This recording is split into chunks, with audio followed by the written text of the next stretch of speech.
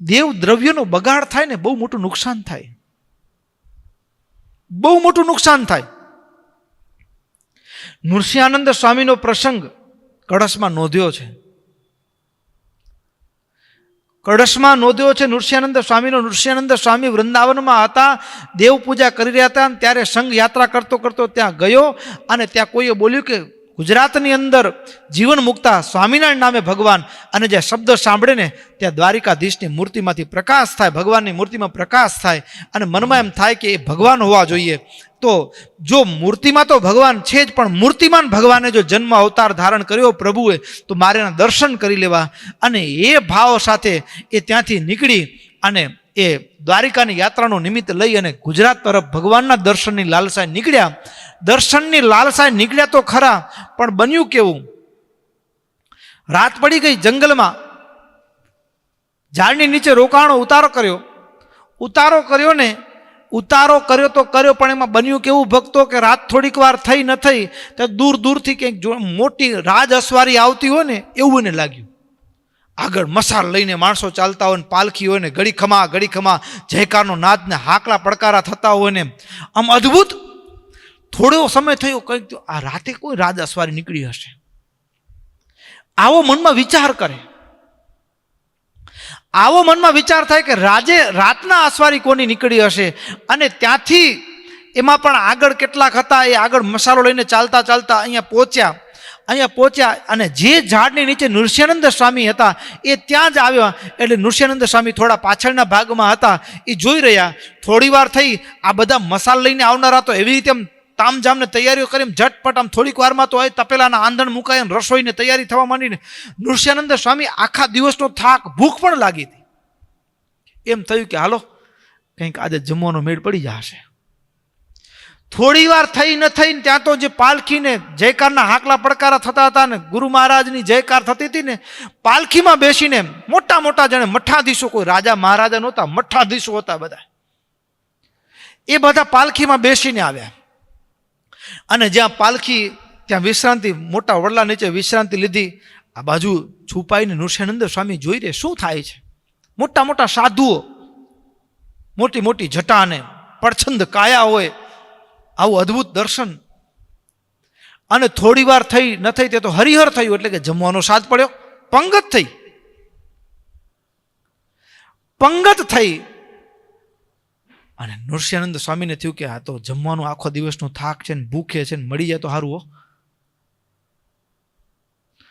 નૃસિંહાનંદ સ્વામી આમ સંતાઈને જુએ, ત્યાં એ જે મંડળી હતી ને એમાંથી એક મહાત્મા દેખાતા મહાત્માએ કીધું, મહાત્માજી ભૂખ લાગી છે, આવો આવો મારી પંક્તિમાં. નૃસિંહાનંદ સ્વામી તો ગોઠવાઈ કે મોકો મળ્યો એટલે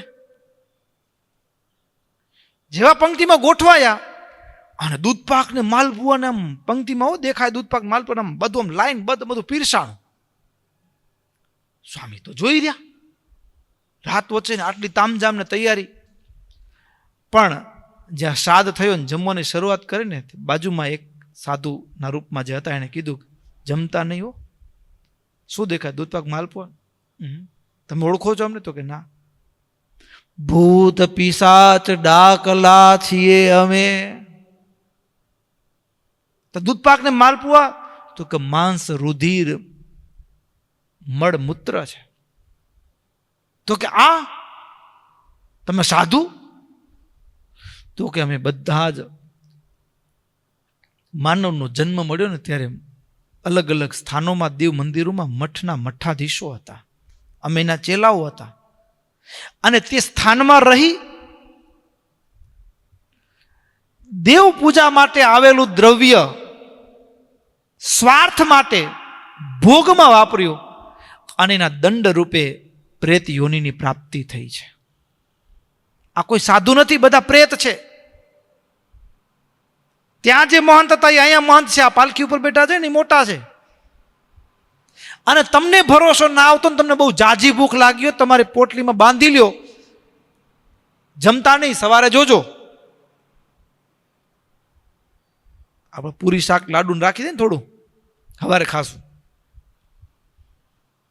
નૃસિંહાનંદ સ્વામી તો ઘડીક ફફડી ગયા. શું સાચું હશે કે મને ડરાવવા માટે કહ્યું હશે? શું હશે?